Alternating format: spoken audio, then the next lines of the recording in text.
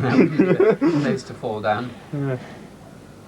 What I end up in. So why didn't you think it happened in other parts of the world, and why did they mainly take to farming in Europe and Asia, and not Africa?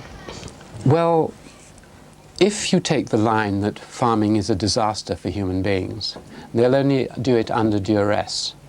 Because basically, once you, not only farming animals, but also farming plants, you actually have to work much harder. So why should you bother to work much harder? There are only three main reasons. One is your population explodes.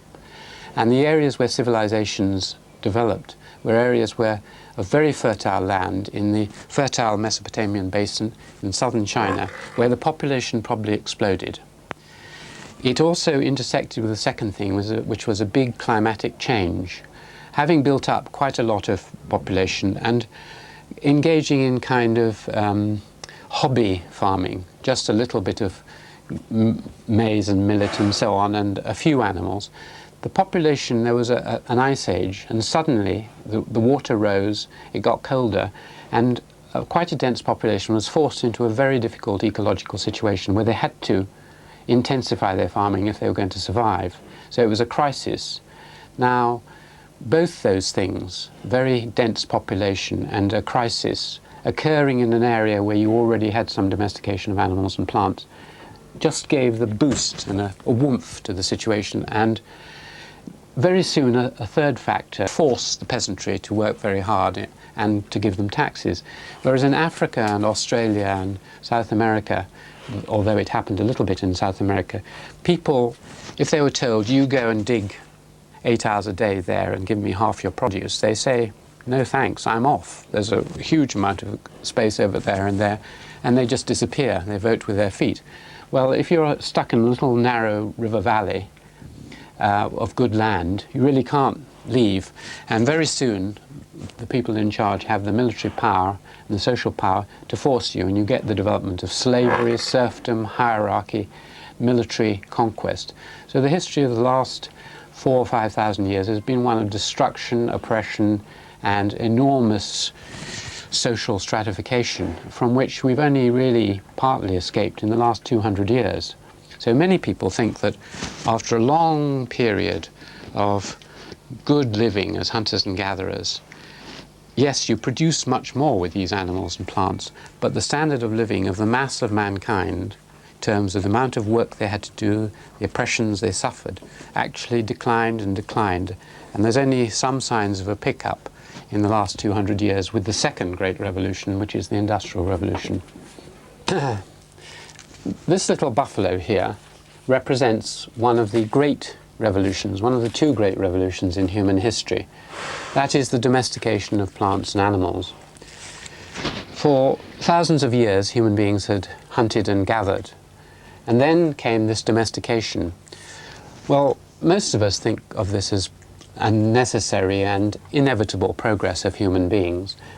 But there is a theory that, in fact, it was both accidental and a disaster. A disaster because it led, in fact, to much more hard work for human beings and the growth of stratification and the growth of large warfare and oppression. And so, if this is partially true, and people would have preferred to stay as hunters and gatherers, why did they move in this direction? Well, one part of the answer is that, in fact, human beings are naturally very poorly endowed with means of gaining a living. If you look at their bodies, they don't have fur or feathers, so they have to have clothes. Their eyesight is not very good, so anything that can extend that is good. Their ears are not very good. They haven't got a very good sense of smell, so they employ dogs as a surrogate for their noses. Their teeth, they don't have good chomping teeth. They don't have claws. They can't run very fast. So basically they're a wreck. They really don't have much going for them except a very good brain. And they use this brain to invent something which no animal has. Animals have natural tools, like these horns, growing off them, but they don't use any more tools. Human beings use tools which are basically adaptable extensions of the various parts of their bodies. For example, a hoe is an extension of a claw, and so is a plough. So human beings used tools But we tend to think of tools as things like spades and hoes and guns. In fact, an animal is another human tool. In this case, what was being extended was the human gut and the human stomach. Humans, again, have very poor stomachs. They can't digest very much. For instance, if I try and eat this leaf, this tough leaf from the forest, I'd start chewing it and I'd get terrible stomach ache and I wouldn't be able to release the energy in this at all. On the other hand, if I hand it to my friend here,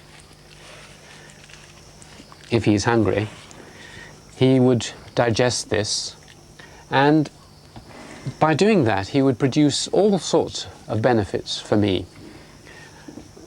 For starters, if I just chop off his head, I have all this lovely meat.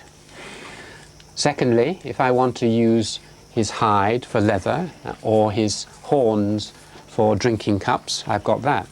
Thirdly, if it was a she, I would get all this delicious buffalo milk. Fourthly, I get all the manure to take down on the fields. So basically, this is the first human machine, a machine for transforming energy from the sun through plants to human use.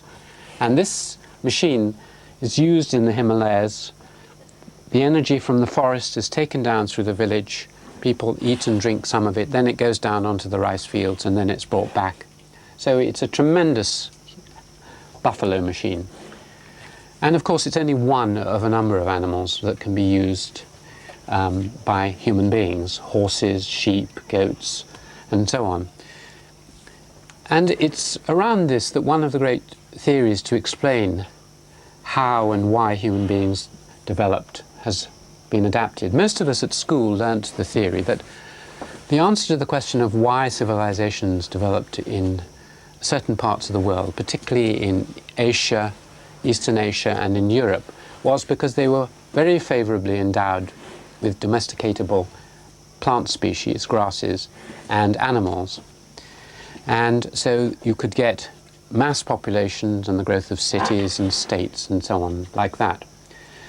So the theory which has been advanced based on this is that other parts of the world, Australia, South America, Sub-Saharan Africa, didn't really have the right plants. They had one or two, but not enough. They had just one or two animals which you could domesticate, but not enough. Horses and pigs and things weren't there. So it's a plausible theory, and indeed one might well say that it would have been very difficult to have this kind of revolution if you had been in Australia with the absence of mammals. But there's something more to it than that. There are two slight problems with this theory. One of them is that, okay, if you have a species that you can domesticate, you may domesticate it, but you may not. There are many other reasons than the fact that it exists that force human beings on. And this can be seen from the history of this village. Although there are buffaloes and there are goats, there are a lot of things that are missing in the way of animals which exist all round. People know about them and they could easily bring them up to the village, but they don't. And the reason for their absence is shown by looking at the ritual, social and economic factors. Horses, for example. Why are there no horses here? There were horses. About 40, 50 years ago, there were 2 or 3 horses in this village. They've gone because the rich people who were using them as prestige symbols. You can't really ride a horse around here much, and you certainly don't want it for ploughing because it would break up the terraces, and the ploughs are very light. So they just had them as status symbols, and they've gone, the people have gone. So you need a hierarchy for horsemanship. You need rich landowners, and you need perhaps the use in armies and for military purposes. So no horses, but also no mules. I mean, it seems obvious. You've got this steep, rocky things. Why do people carry everything on their back here? Why not just put it on a mule? Well, the reason is economic in this case. It's actually cheaper because human labor is so cheap here. It's actually cheaper to use your human back than to buy and feed a mule. So there is an economic reason there. Then you get ritual reasons. Cows. Why not keep cows instead of these things? Well, one of the main reasons is that you can't, in a Hindu culture, eat the cow. So you've lost one of the main uses of cows. And they also don't give as much milk as a buffalo. So they're not really as efficient, and they can't eat as many. A cow probably wouldn't eat this kind of rough stuff, whereas buffaloes love forest food. So this is much better than a cow. What about pigs? Well, again, you get a ritual reason. Black pigs are ritually very impure and dirty for villagers. They won't eat the meat of that kind of pig. And so pigs are not very popular around here. So the pigs, there were one or two kept by the lower caste, but they've disappeared.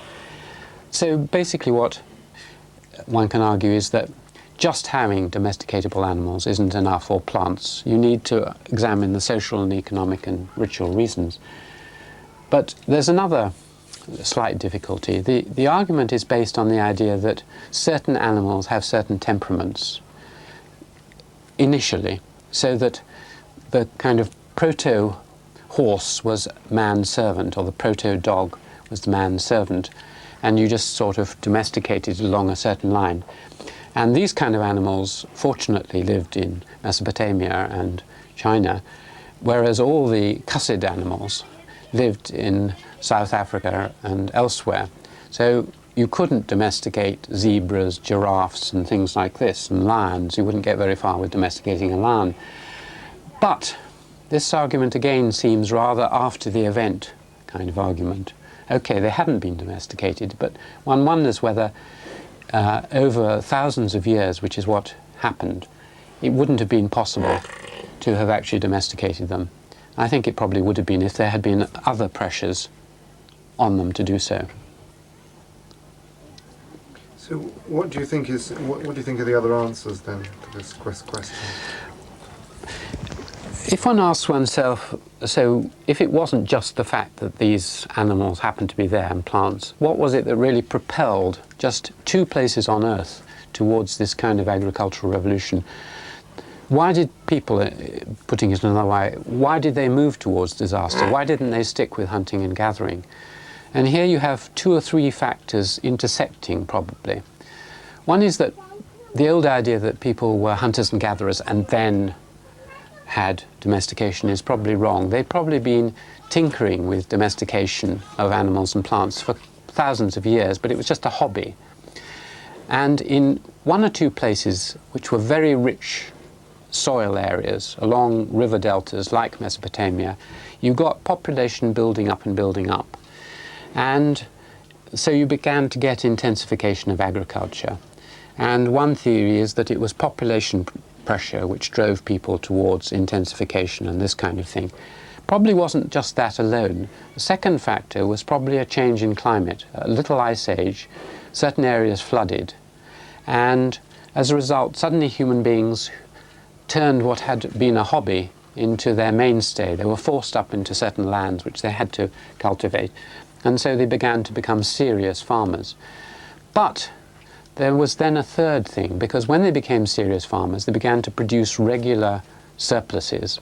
And this leads into hierarchy. People come along and say, look, I'm a bit stronger than you. I would like a certain cut in your crops. So you get the beginnings of class systems and the beginning of states and aristocracies and military overlords. And these people then realize, why should we work? Why not do to these poor people what they do to their animals, turn them into slaves? This is just a human slave here. Why not have slavery, serfdom? And so they forced people to work harder and harder. People would much prefer not to, and to give them perhaps half their crops and so on. So a combination of political forces, climatic changes, population pressure coming just together with certain kinds of animals and plants created just that conjuncture which suddenly allowed the first revolution to occur. But the disaster, as some would have it, was that after a long period of a fairly reasonable standard of living, hunting and gathering, you began, in terms of the amount of hard work you had to do and in the terms of the amount of oppression of women and of the poor, the mass of humanity, not the top bit, but the mass slid down into a world of more and more work and slavery. And that slide went on very late. Some would argue as late as the 18th century. And really it's only with the second revolution, which replaced this animal machine with a real machine, as we conceive of it, driven by, not by the power from the sun like that, but by fossil fuels. That second revolution has liberated a large mass of mankind anyway from the consequences of the first revolution.